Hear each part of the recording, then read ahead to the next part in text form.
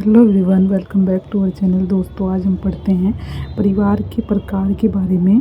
तो परिवार के जो फैमिली के जो टाइप्स हैं उनमें अलग अलग आधार पर जो है उन्हें विभाजित किया गया है। तो जो संसार में जो सभी समाज हैं उनमें परिवारों का रूप समान नहीं होता। किसी समाज के जैसे सांस्कृतिक नियम होते हैं उन्हीं के अनुसार परिवार का एक विशेष रूप जो है ग्रहण कर लेते हैं।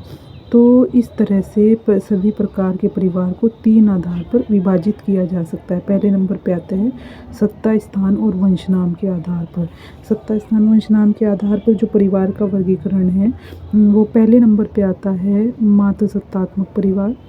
मातृसत्तात्मक परिवार वे होते हैं जहाँ सत्ता और नाम जो है माँ के नाम से चलता है और परिवार की शक्ति किसी स्त्री के सदस्यों के हाथों में ही रहती है और सभी सदस्यों को उसकी आज्ञा को मानना पड़ता है। ऐसे परिवार मातृसत्तात्मक परिवार कहलाते हैं। यानी कि जहाँ जो सत्ता होती है, नाम होते हैं, वो माँ के नाम से चलता है या परिवार की किसी भी स्त्री के नाम से, और हर तरह के फैसले जो है वही स्त्री लेती है।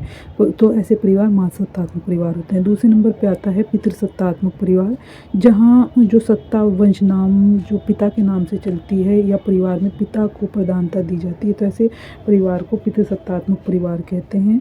पितृसत्तात्मक परिवार में जो ज्येष्ठ पुरुष होता है परिवार का, वही परिवार के सभी जो फैसले हैं वो लेता है और सभी जो परिवार के मेंबर होते हैं उन्हें उसकी आज्ञा को मानना पड़ता है। और जो नाम और संपत्ति का जो निर्धारण है, नाम और संपत्ति का जो हस्तांतरण है वो पिता से बेटे को होता है। दूसरे नंबर पे आता है संगठन तथा आकार के आधार पर। संगठन और आकार के आधार पर जो वर्गीकरण है परिवार का, उसमें पहले नंबर पे आता है केंद्रीय परिवार। केंद्रीय परिवार जो होते हैं वो जो छोटे परिवार हैं, यानी जो केंद्र में है समाज के, सबसे ज़्यादा समाज में पाए जाते हैं, वो होते हैं एकाकी जो परिवार होते हैं। जहाँ जिस परिवार में पति पत्नी और उनके अविवाहित बच्चे रहते हैं उन्हें एकाकी और केंद्रीय परिवार कहा जाता है। ऐसे परिवार उद्योगीकरण और नगरीकरण की देन है जो कि सबसे ज़्यादा पाए जाते हैं। यानी कि चूँकि जो पुराने समाज थे वहाँ संयुक्त परिवार पाए जाते थे, लेकिन जैसे जैसे उद्योगीकरण हुआ, यानी नए नए उद्योग बने, तो उससे नगरीकरण भी हुआ, लोग नगरों में आकर बसे, तो इससे जो परिवार बने वो एकाकी परिवार बने, यानी छोटे परिवार बने, जिन्हें केंद्रीय परिवार कहा जाता है, जिसमें पति पत्नी और उनके अविवाहित बच्चे रहते हैं। और आज समाज में सबसे ज़्यादा यही परिवार पाए जाते हैं।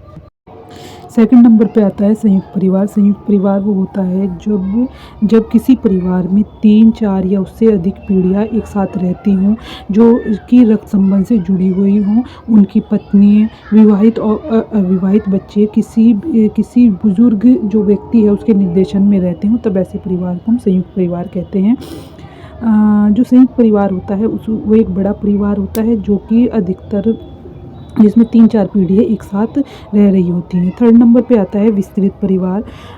विस्तृत परिवार जो होता है, जो पश्चिमी समाज हैं उनमें ऐसे परिवार जो है पाए जाते हैं जिसमें वृद्ध व्यक्ति, उसकी पत्नी, पुत्र और उनकी पत्नियां और बच्चे साथ साथ रहते हैं, उनसे विस्तृत परिवार कहा जाता है। कुछ परिवार ऐसे होते हैं जिनमें हालांकि संयुक्त परिवार जैसा ही परिवार है, लेकिन कुछ परिवार ऐसे होते हैं जिसमें मामा मामी से लेकर जो और रिश्तेदार हैं वो भी साथ रहते हैं, तब इस तरह के परिवार को विस्तृत परिवार कहते हैं। हालांकि इस तरह के परिवार ज़्यादातर आदिवासी जो समुदाय हैं उनमें पाए जाते हैं। फोर्थ नंबर पे आता है मिश्रित परिवार।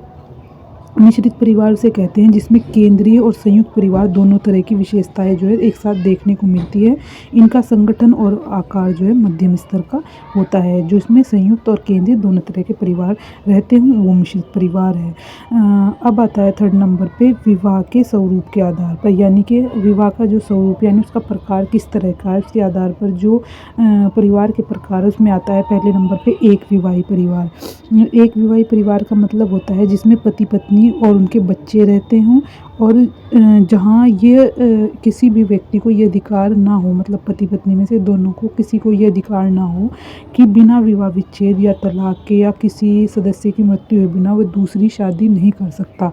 ऐसे परिवारों को एक विवाही परिवार कहते हैं जहाँ सिर्फ एक टाइम में एक पति पत्नी और उनके अविवाहित बच्चे रहते हैं। सेकंड नंबर पे आता है बहुपति विवाही परिवार। बहुपति विवाही परिवार वो होते हैं जिसमें एक स्त्री अनेक पुरुषों से विवाह करके परिवार की स्थापना करती है। यानी कि जहाँ एक औरत कई सारे जो आदमी हैं उनसे शादी करे, और ये पुरुष जो हैं आपस में भाई भी हो सकते हैं और अलग अलग जगह से भी हो सकते हैं। थर्ड नंबर पे आता है बहुपत्नी विवाही परिवार। बहुपत्नी विवाही परिवार जो होते हैं उसमें एक पुरुष जो है एक ही समय में बहुत सारी स्त्रियां जो है रखता है, बहुत सारी स्त्रियों से संबंध स्थापित करता है, यानी अपने परिवार के निर्माण के लिए। ये एक तरह से तब किया जाता है जब किसी व्यक्ति को अपनी प्रतिष्ठा दिखानी हो। ऐसा माना जाता है कि एक साथ कई सारी पत्नियां रखना प्रतिष्ठा का प्रतीक है। तो बहुत सारे ऐसे व्यक्ति समाज में होते हैं जो एक साथ कई सारी पत्नियां रखते हैं, जिससे कि उस समाज में उनकी प्रतिष्ठा बढ़ सके।